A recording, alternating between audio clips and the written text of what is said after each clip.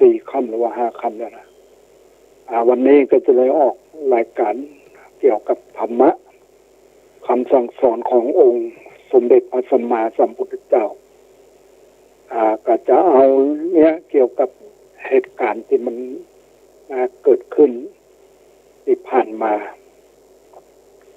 คือเมื่อวันที่23เนี่ยที่ผ่านมาเนี่ยกับทางวัดก็ได้มีงานทอดกฐินคือการทอดกฐินครั้งนี้ก็ได้รับความ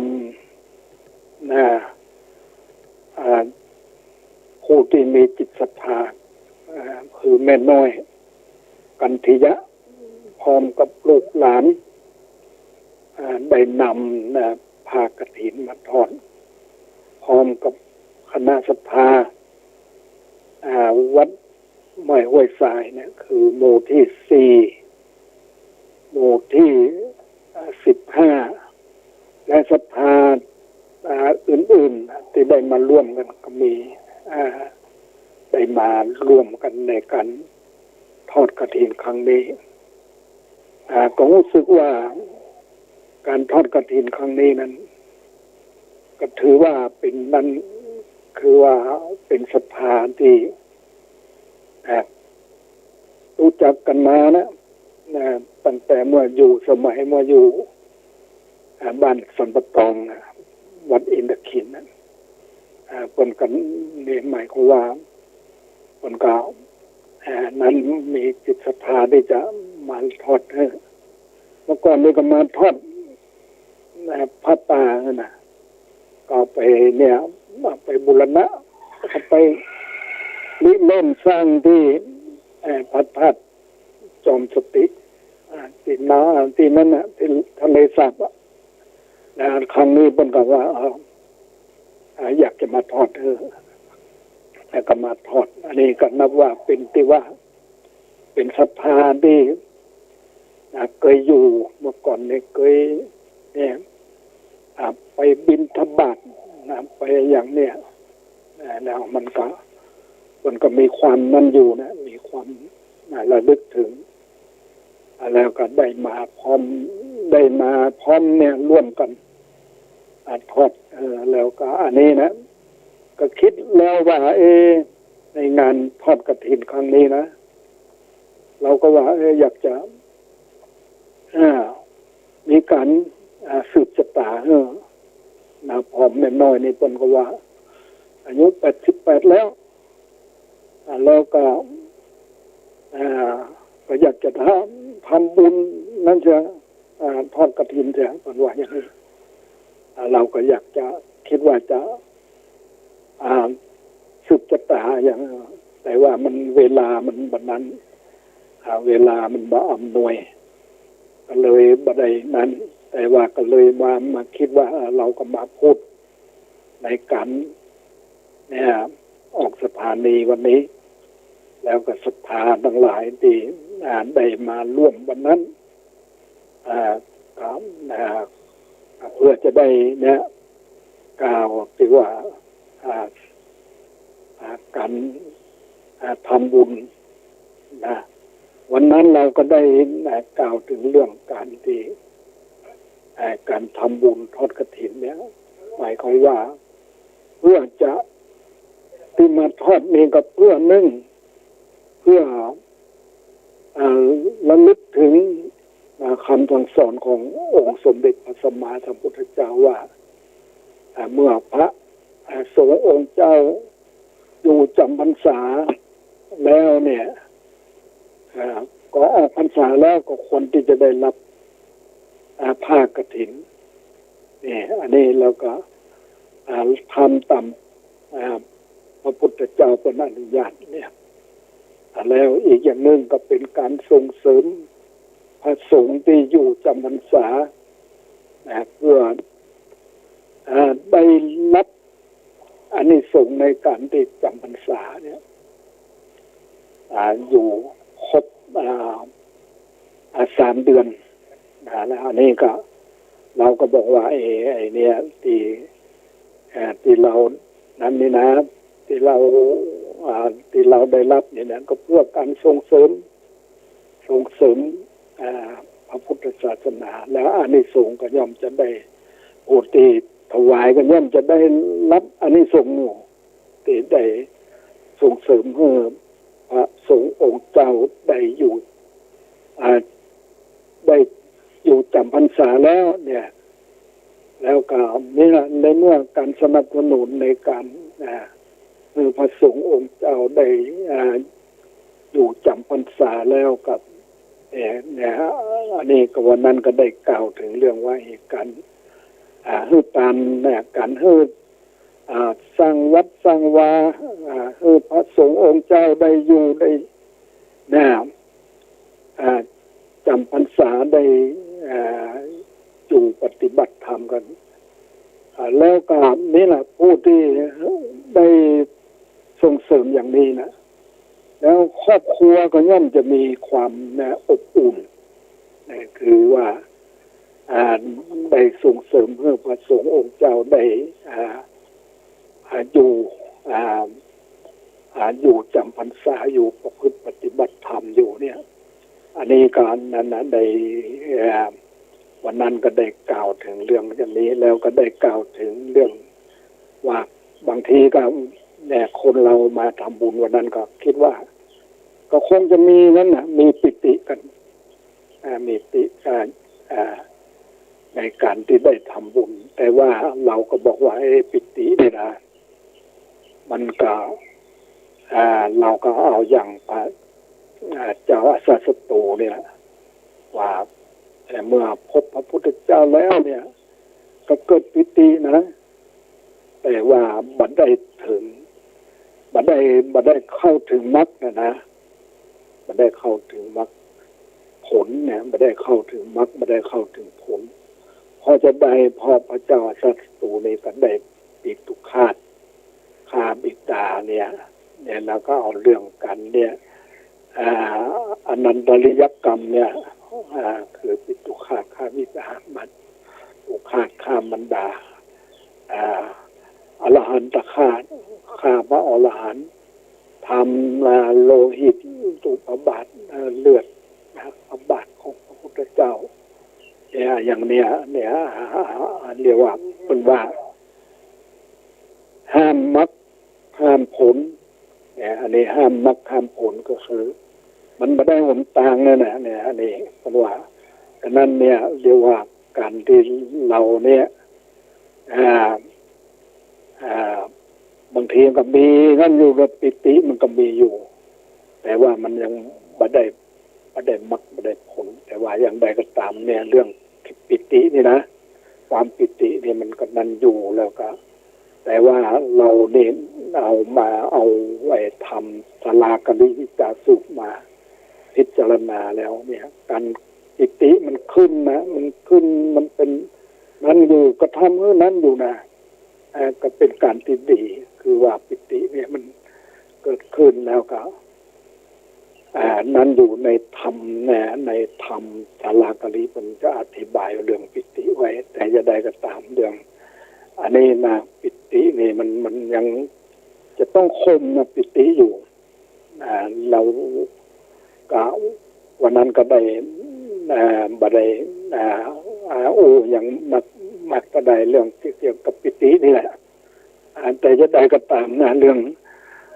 ปิตินี่แล้ววันนี้ก็อยากจะเอาเรื่องว่าด้วยคืนพระจันทร์เต็มดวงสูตรเล็กอันนี้จุลปุณณมะสูตรว่าด้วยคืนพระจันทร์เต็มดวงสูตรเล็กข้าพเจ้าได้สดับมาแล้วอย่างนี้สมัยหนึ่งพระผู้มีพระภาคเจ้าประทับอยู่ที่ปราสาทของนามอุบาสิกาวิสาขามิคานมันดาในพระวิหารบุพารามกรุงสาวัตถีสมัยนั้นพระผู้มีพระภาคเจ้ามีภิกษุสงฆ์ห้อมล้อมประทับนั่ง กลางแจ้งในราตรีมีพระจันทร์เพนวันนั้นเป็นวันอุโบสถ15 ค่ำขณะนั้นพระผู้มีพระภาคเจ้าทรงเหลียวดูภิกษุซึ่งนิ่งเงียบโดยลำดับจึงตรัสถามภิกษุ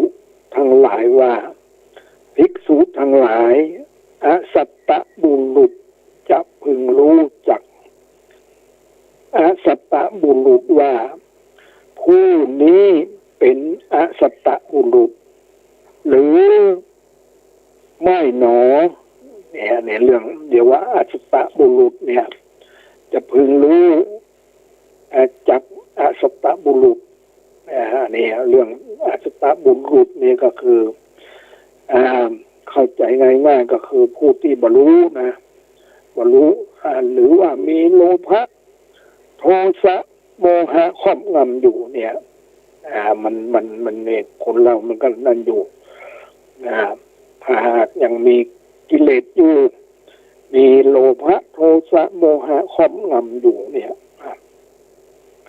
ภิกษุเหล่านั้นทูลว่าข้อนี้หามิได้เลยพระเจ้าข้าเนี่ยพระผู้มีพระภาคเจ้านะว่าภิกษุทั้งหลายถูกละข้อที่อสัตตบุรุษจะพึงรู้จักอสัตตบุรุษว่าผู้นี้เป็นอสัตตบุรุษนั่นไม่ใช่ฐานะไม่ใช่โอกาสภิกษุทั้งหลายก็อสัตตบุรุษจะพึงรู้จักอสัตตบุรุษว่าผู้นี้เป็นสัตตบุรุษไม่สัตตบุรุษหมายหนอหมายเล่าเนี่ยอันนี้นะจ๊ะนี่เรื่องอสัตตบุรุษนะคือผู้ที่หมายความว่าผู้ที่บรรลุนะภิกษุว่าข้อนี้หาไม่ได้เลยพระเจ้าค่ะเนี่ยอันนี้เรื่องนี้นะเรื่องอันนี้นะเนี่ยพระพุทธเจ้ากับภิกษุทั้งหลายเนี่ยพระผู้มีพระภาคเจ้าเขาบอกว่าภิกษุทั้งหลายถูกละแม้ข้อที่อสัตตบุรุษจะพึงรู้จักสัตตบุรุษว่าผู้นี้เป็นสัตตบุรุษนั่นก็ไม่ใช่ฐานะไม่ใช่โอกาสนี่นะภิกษุทั้งหลายอสัตตบุรุษย่อมเป็นผู้ประกอบด้วยธรรมของอสัตตบุรุษ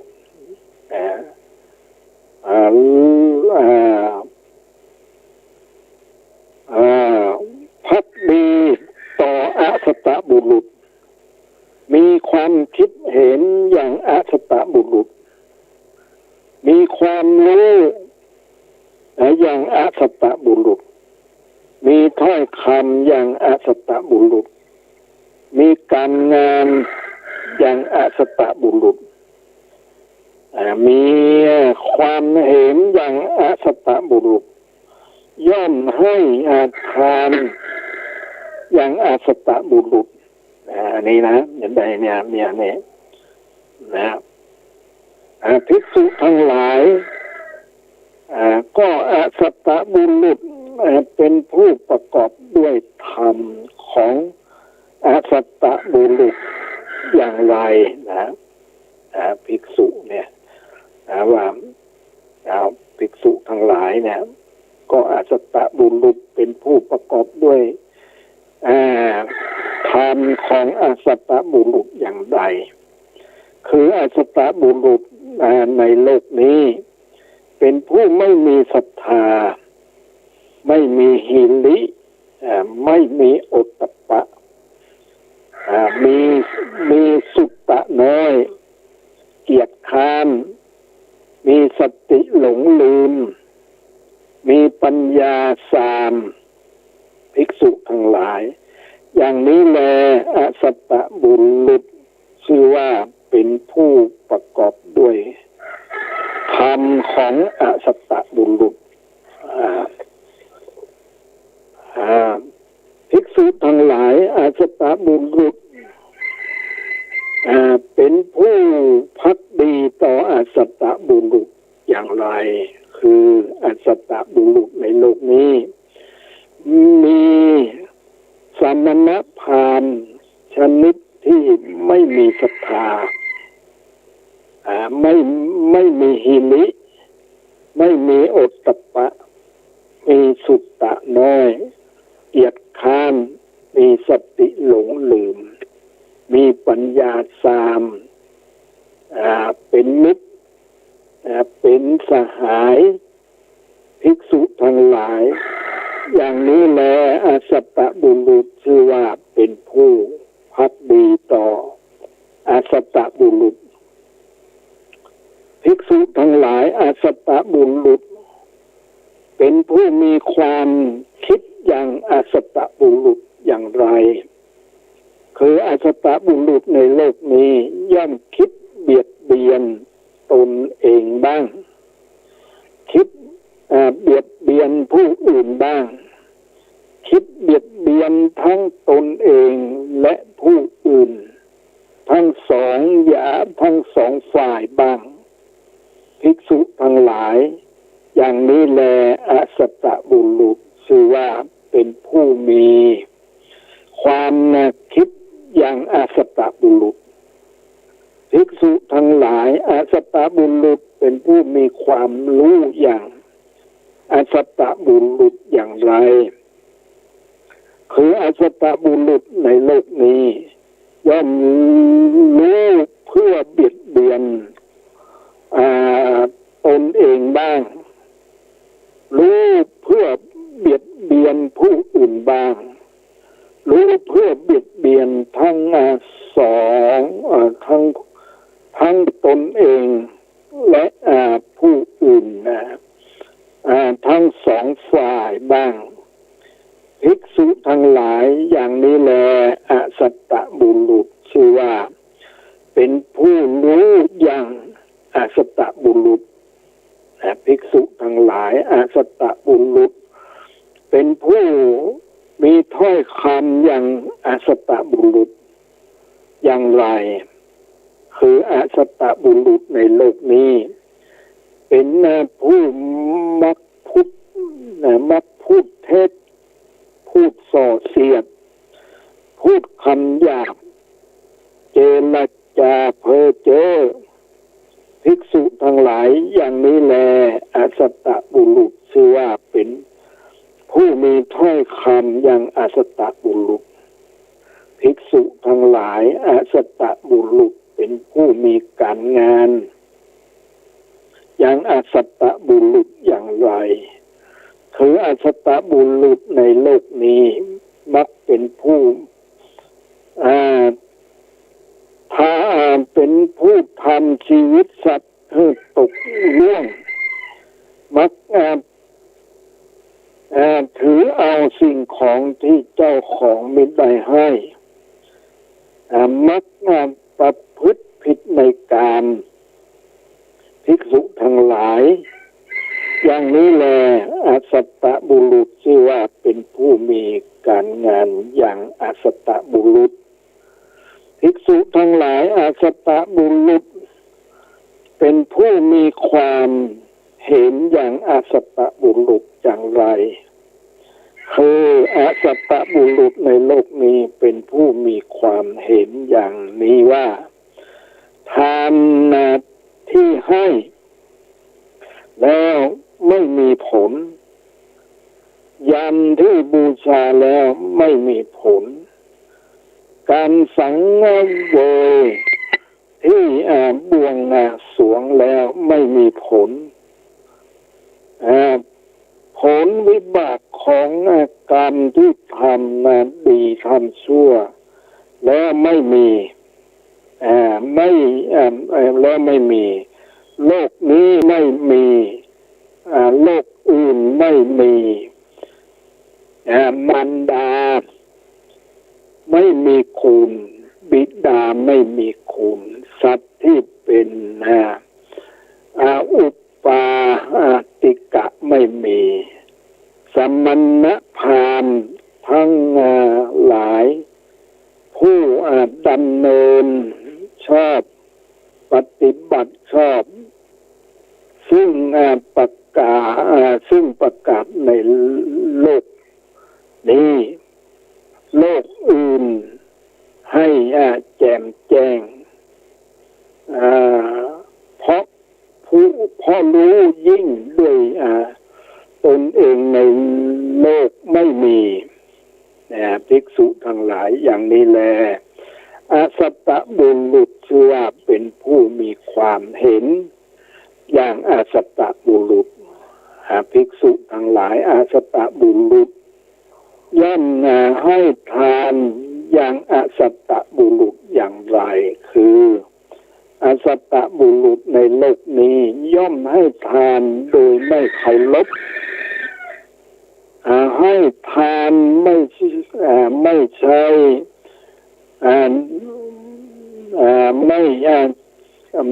ให้ทานด้วยให้ทานไม่ใช่ด้วยมือของตนทำความไม่อ่อนน้อมให้ทานอย่างทรงเป็นผู้มีความเห็นว่าไร้ผลให้ทานภิกษุทั้งหลายอย่างนี้แลอาสัตตบุรุษ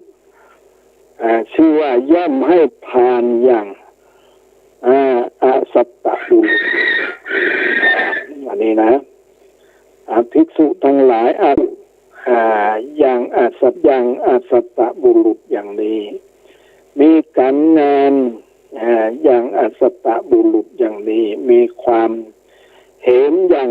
อาสัตตบุรุษอย่างนี้ให้ทานอย่างอาสัตตบุรุษอย่างนี้แล้วเมื่อตายไปย่อมมาไปบังเกิดในคติของอาสัตตบุรุษภิกษุทั้งหลายก็คติของอาสัตตบุรุษคืออะไรคือนรกหรือกำเนิดสัตว์เดรัจฉานภิกษุทั้งหลายสัตตบุรุษจะพึงรู้จักสัตตบุรุษว่าผู้นี้เป็นสัตตบุรุษหรือไม่หนอภิกษุเหล่านั้นทูลว่ารู้พระเจ้าค่ะพระผู้มีพระเจ้าว่าภิกษุทั้งหลายถูกและข้อที่สัตตบุรุษจะพึงรู้จักสัตตบุรุษว่าผู้นี้เป็นสัตตบุรุษนั่นเป็นฐานะที่มีได้ภิกษุทั้งหลายก็สัตตบุรุษจะพึงรู้จักสัตตบุรุษว่าผู้นี้เป็นสัตตบุรุษสัตตบุรุษหมายเล่าภิกษุนั้นภิกษุว่ารู้พระเจ้าค่ะพระผู้มีพระภาคเจ้าพระภิกษุทั้งหลายถูกละข้อที่สัตตบุรุษจะพึงรู้จักสัตตบุรุษว่าผู้นี้เป็นสัตตบุรุษนั้นก็เป็นฐานะที่มีได้ภิกษุทั้งหลายสัตตบุรุษย่อมเป็นผู้ประกอบด้วยธรรม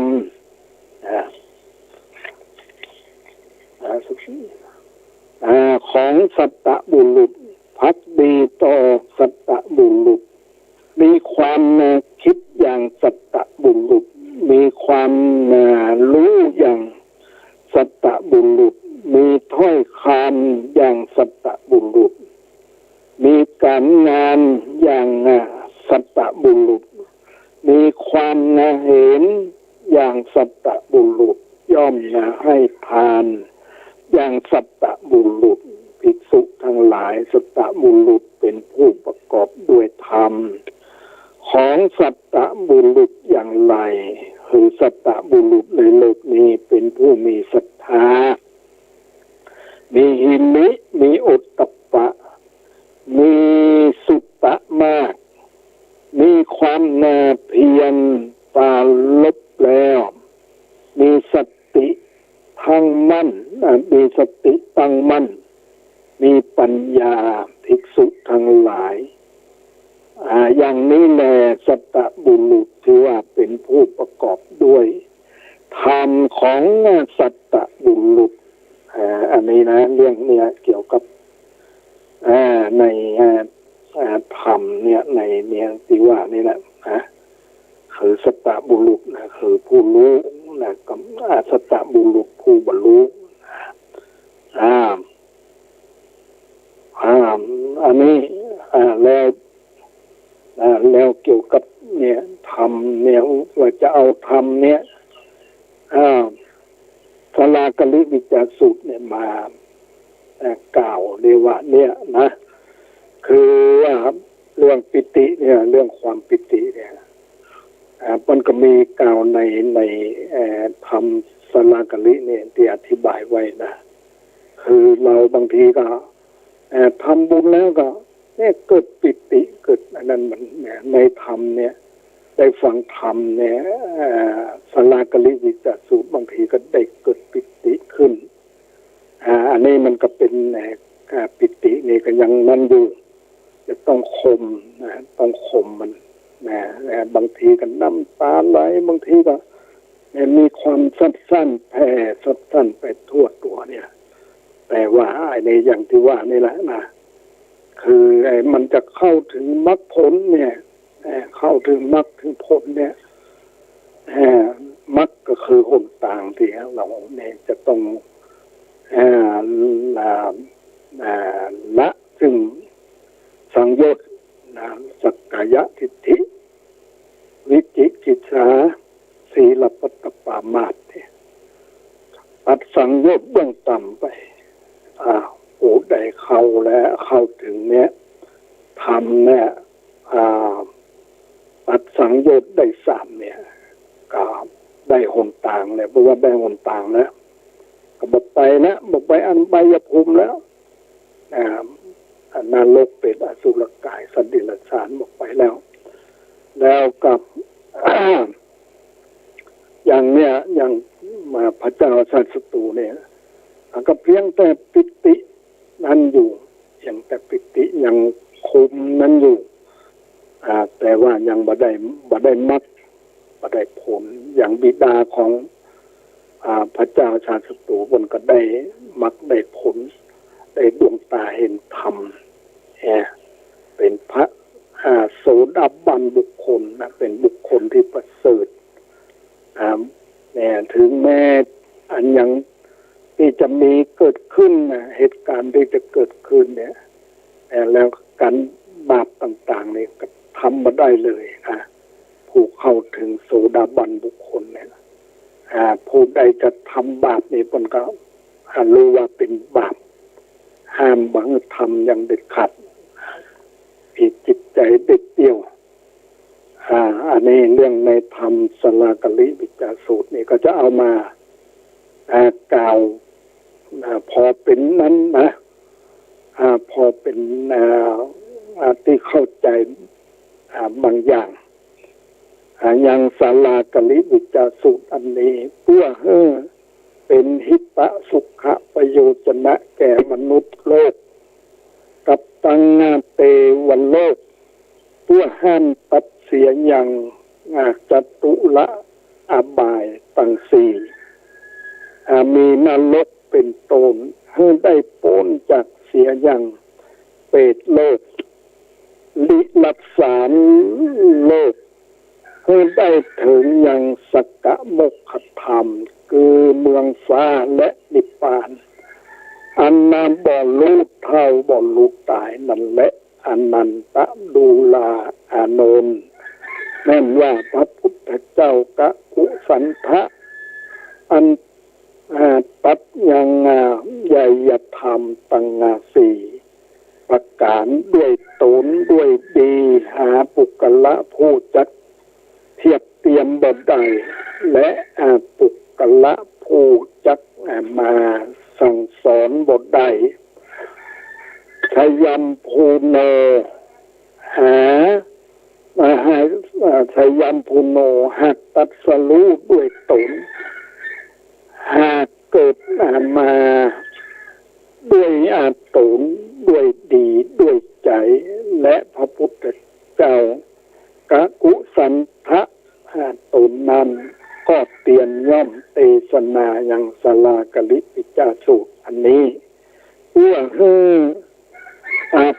พดเวนยสัตว์ต่างหลายให้ข้ามพ้นจากโอคะตังสามคือกามโลก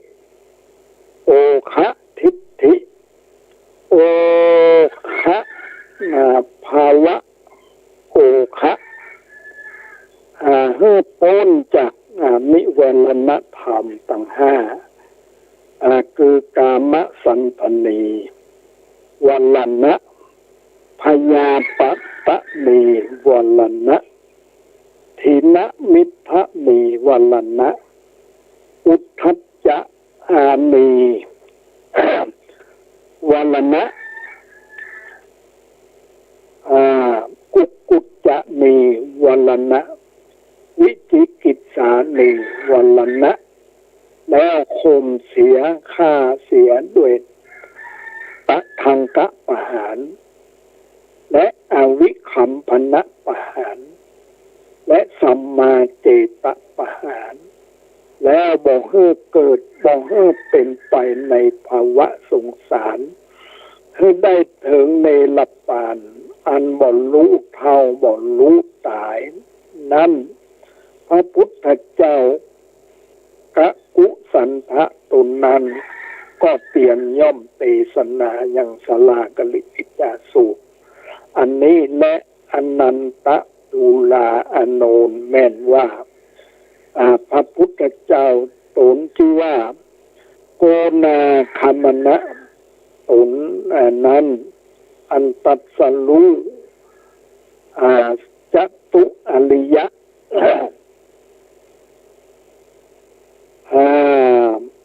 สัจธรรมตั้งสี่ก็เทศนายังสาลากลิวิจาสูตรอันนี้เพื่อให้สัตว์โลกได้พ้นจากเสียอย่างอกุศลบาปธรรมตั้งมวลแล้วให้บังเกิดอย่างเอกคตจิตเอกคตจิตติดด้วยกุศลเจตต่างๆกัตตัมปานะปาลมีศีลปาลมีภาวนาใจให้ได้ถึงโลกุตละธรรมอันจักได้นำตนตัวออกจากวัฏสงสารให้ได้ถึงเมืองอัน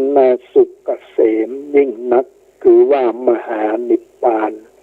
อันบ่รู้เท่าบ่รู้ตายหาก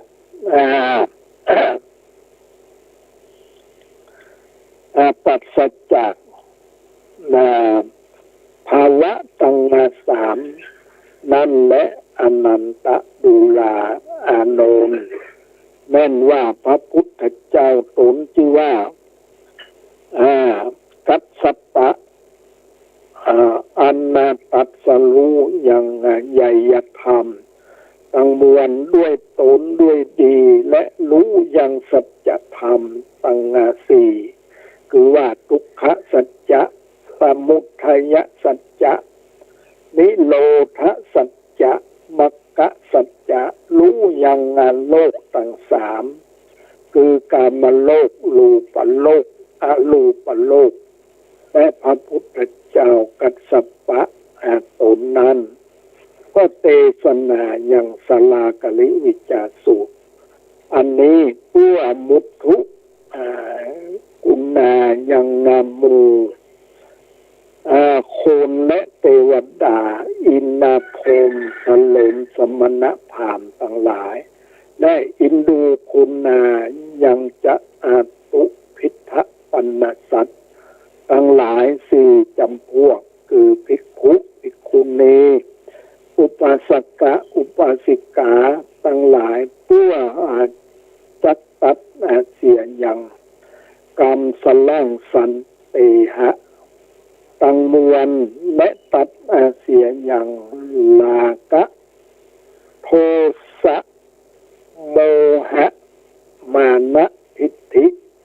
วิจิกิจฉาอุทธัจจะกุกุจจะมะเจจะละทานาละวิเวก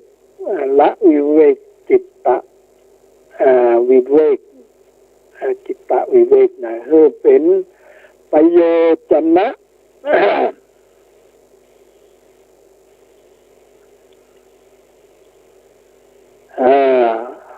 เป็นปัจจัยแก่อัตถังคิกะมัคคะอันมีองค์8จำพวกคือมีคือวิโมกขธรรมอันนำตนตัวออกจากวัฏสงสารให้ได้ถึงฝั่งกำนาคือนิพพานนั่นแหละดูลาอานันตะมะยาปิแม่นว่าตนกูพระตถาคตอันตัดสรู้ยังใหญ่ยธรรมตั้งมวลด้วยตนด้วยดีอันเป็นทวนเจ็ดในกาลบัดนี้และกูพระตถาคตก็เทศนาอย่างสลากลิติจาสูตรอันนี้และเพื่อให้เป็นประโยชนะแก่เทวดาทั้งหลายและอินนาพรหมทั้งมวลและอาจตุพิทะปันนสัตตังสีคือภิกขุภิกขุณีอุปาสกะอุปาสิกาตังหลายตั้งแรกแต่กะละปัดนี้ไปหน้าตลับต่อเต่าเสียง5 ปันวษาเพื่อจักยกเอาสัตว์ทั้งหลายให้ข้ามพ้นจากโอคะสงสารให้ปันได้ถึงเมืองอันใหญ่อันหาภัยบทใดหาจาติสลาพยาธิบทใดและสุขเกษมหาสังจักเพียบเตรียมบทใดและแต่และปุกละผู้ใดได้ไปถึงก็จริงรู้ว่าเป็นสุขและปุกละผู้ใดบทใดไปถึงก็บ่รู้ว่าเป็นสุขและดูลาอนันตะส่วนอันว่าปุกละผู้ใดจำเริญธรรมอันชื่อว่าสาลากลิวิจาสูตรอันนี้ยัง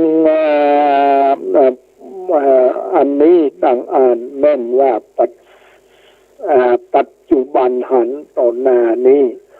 ก็หาอุปัตถวะกังวลอนตรายบทได้พ้นจากโลกาพยาธิศัตรูตั้งมวลและมีวิสาลตะองค์อาจสลาดรู้ในตำกลางบริษัททั้งหลายบอกเก่งขามสังสักอันและอันว่าสัตว์ทั้งหลายผีลายคนลายตั้งมวลก็บ่มาตัดตำลายแก่ปุกละผู้นั้นได้อันนี้ได้ชื่อว่าทิฏฐธรรมเวตนิยกรรมอันนาปรากฏหันต่อหน้าในกาลปัดนี้และอันนึ่งเล่าก็จักเป็นปลำปลา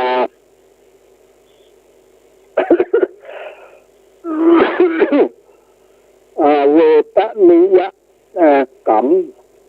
อันนำตนตัวปุกละผู้นั้นเข้าสู่เวียงแก้วชื่อนิพพานบ่อยากจะและอนันตะดูลาอโนนส่วนอันว่าสลากลิวิจาสูตรอันนี้พญาอินตาทิราช ญ่แก่กว่าเทวดาตั้งหลายเรียนเอาแต่สำนักอุปัฏฐากตะได้แล้วก็เอาเป็นที่จังติดเปิ้งไว้กับตนกับใจสังวาสสัตติยายจำเริญภาวนาไปทุกวันทุกคืนบ่ให้ขาดเป็นขนาดเตี้ยงทุกวันและก็สั่งสอนเทวบุตรเทวดาให้ขึ้นใจไว้จริงขึ้นใจไว้เป็นติจังติเปิ้งแก่ตนอย่าขาดอย่าให้หลงลืมไว้สังวาสสัตถิยายไปตลับต่อเตาเสี่ยงอายุแห่งตนทุกคนวันนั้นและดูกลาโนนส่วนว่าสลากลิวิจารสูตรอันนี้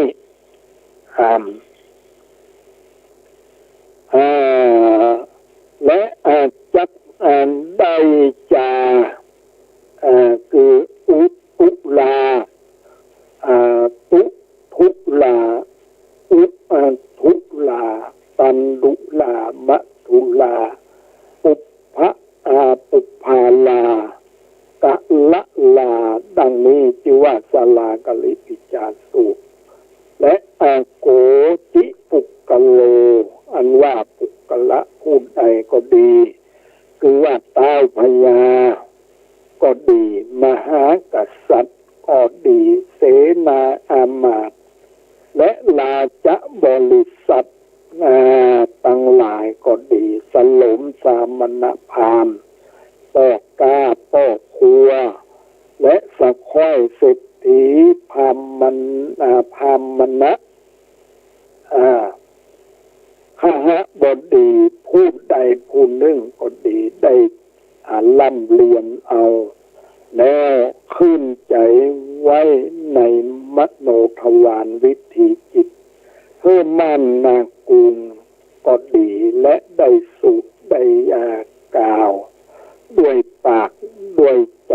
สังวาสสัตติยายก็ดียังสลากลิวิจารสูตรอันนี้โกตะตัววา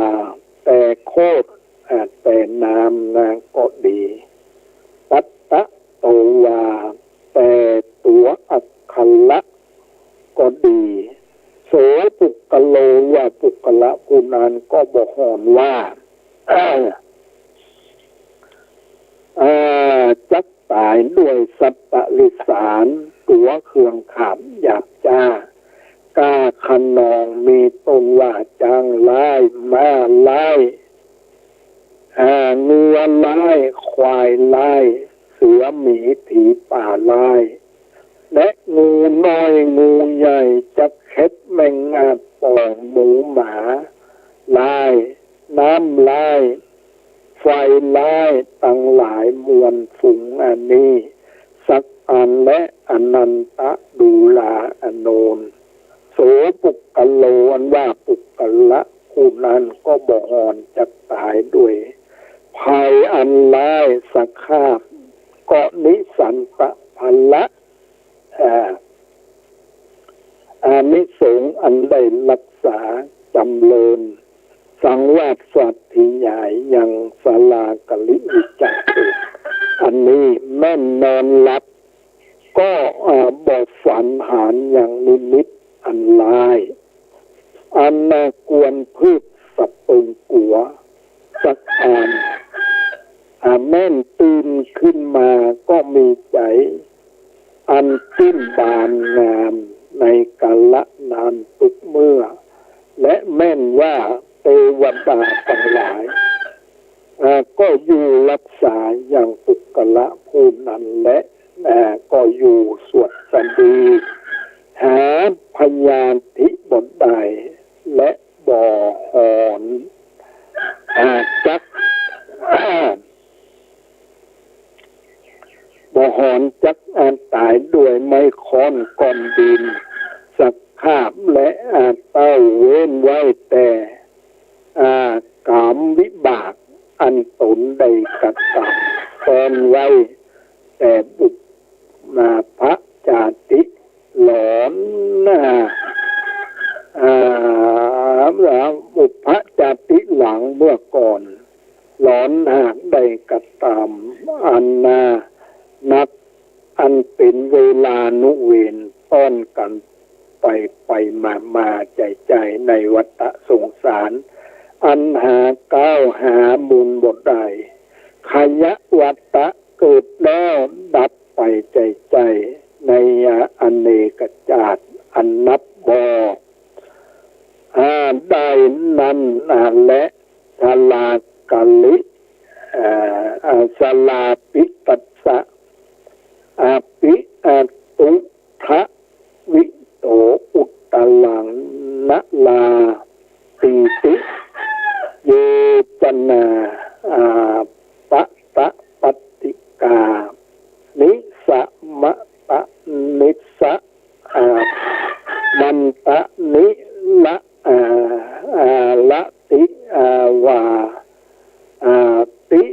ละปะกัตตะภวิสติอุลาอนันตะส่วนว่าปุกละผู้ใดอันรักษายังสลากลิวิจาสูตรอันนี้แม่นอ่านแม่นปัดสิมแม่นปัดสิมมยามวัยเท่าแก่ขั้นสลาปล่อยจักมีใจลำบากลายลอยแรงก็บ่มีแก่ปุกละผู้นั้นและแม่นว่าปุกละผู้นั้นก็บ่มีกำลังอันจักถอยเสียก็บ่มีและแม่นว่าจักเกี่ยวตางกลางคืนก็ดีก็ไปลอดตุกกรรมตุกปายปุกละผู้นั้นก็บ่หอนว่าจักเจ็บร้อนไม่ในตนในใจสักคาบก็เหตุธรรมติสนาแห่งกูพัตถากัตตะหากอัมปักรักษาบ่เจ็บร้อนไม่ก็มีและดูลาอนันตะปุกละผู้ใดตามได้เขียนและทะลงจำไว้ในมโนทวารได้ฟังและได้เทศนาแก่ตามผู้อื่นก็ดีและได้ศึกษาด้วยฐานะวัตถุและมีใจจมชื่นยินดีพอให้คุตกาปิติเนี่ยที่ว่าเนี่ยปิตินะคุตกาปิติเกิดเส้นขนลุกเยือกตั้งตนดังอ่านปุกละภูนานจักเป็นพยาธิในหูก็บ่หอนมีเหตุทำสุภตถาคตะอันจิวาสาลากลิวิจาสูตรหากคำปักอันนี้นะเรื่องสาลากลิวิจาสูตรเนี่ยจะได้อธิบายไว้บางทีเราได้ฟังเพียงแต่เป็นคาถาแต่เราก็บ่เข้าใจในเนื้อความในรายละเอียดแต่ทำเนี่ยสำหรับสบับพิสดารเพื่อจะอธิบายไว้อย่างละเอียดนะอันนี้ถ้าเรามีจิตใจเลื่อมใสพิจารณาดูมันก็อธิบายไว้แต่จริงมันรวมอยู่นี่แหละนะทำโลกาอุทิศอันเนี้ยมันรวมอยู่นี่แหละทำโลกาอุทิศอย่างเนี้ยพุทโธเจตโธติโลกัสสมิงเนี่ยพระพุทธเจ้าประเสริฐกว่าโลกทั้งสามเนี่ยคือโลกทั้งสามนี่ก็มีกรรมโลกรูปโลกอรูปโลกเนี่ยถ้าเราบัดติดอยู่นี่นะบัดติดอยู่ในโลกทั้งสามนี้ก็เป็นผู้ที่นั้นแล้วนะเรียกว่าเป็นผู้ที่ประเสริฐนะถ้าเราบัดติดคนเราบัดติดอยู่ที่เราจะทำให้เราบัดติดนั้นก็จะต้องเจริญสติ มีสติกำกับตัวอยู่ขณะทุกขณะละอย่างละที่ว่าเนี่ยละนิวรณธรรมเนี่ยธรรมที่เป็นเครื่องกันนะเรียกว่านิวรณธรรมมีอยู่5อย่างหนึ่งกรรมสันทะพอใจรักใคร่ในอารมณ์ที่มีลูกเป็นต้นเรียกกรรมสัน2ปองร้ายผู้อื่นเรียกพยาบาท3จิตหดหู่ความที่จิตหดหู่และเคิบเคิมเรียกทินมิทะ4ฟุ้งซ่านและรำคาญเรียกอุทธัจจะ5ลังเลบังตกลงได้เรียกว่าวิจิกิจฉาเนี่ยแต่ละไปได้เนี่ยละอย่าง5เนี่ยเรียกว่าละ5อย่างได้เลยนะแล้วก็มีระวังแทน6อย่างเรามีระวังใน6อย่างระวังอย่างคือระวังตาระวังหูระวังจมูกระวังลิ้นระวังกายและระวังจิตใจอันนี้ต้องมีเราต้องระวังเนี่ยคือว่าประตูที่มันจะเข้ามาเนี่ยทางตาทางหูทางจมูกทางลิ้นทางกายและทางจิตใจของเราแต่เราระวังดีแล้วนี่นะระวังดีแล้วมันก็มันก็เข้ามาได้มันก็เข้ามานั้นในสู่จิตถูกใจเราบัดใดสู่ในตัวของเราบัดใดเราระวังดีมือเราดีประตูยามของเราดีแล้วนะมันระวังได้ดีเลยนะมันก็เข้ามาบัดใดที่เข้ามาได้มันก็เนี่ยบ่มีภัยไอ้นั้นมันไอ้ตัวเนี่ยตัวใหญ่เนี่ยคือจิตใจของเรามันบัดอันน่ะมันบัดนั้นแล้วมันต้านทานมันได้แล้วอันนี้มันก็เรียกว่าเป็นผู้ที่มีอินทรีย์แก่กล้านะอินทรีย์แก่กล้าเนี่ยทางตาทางหูทางจมูก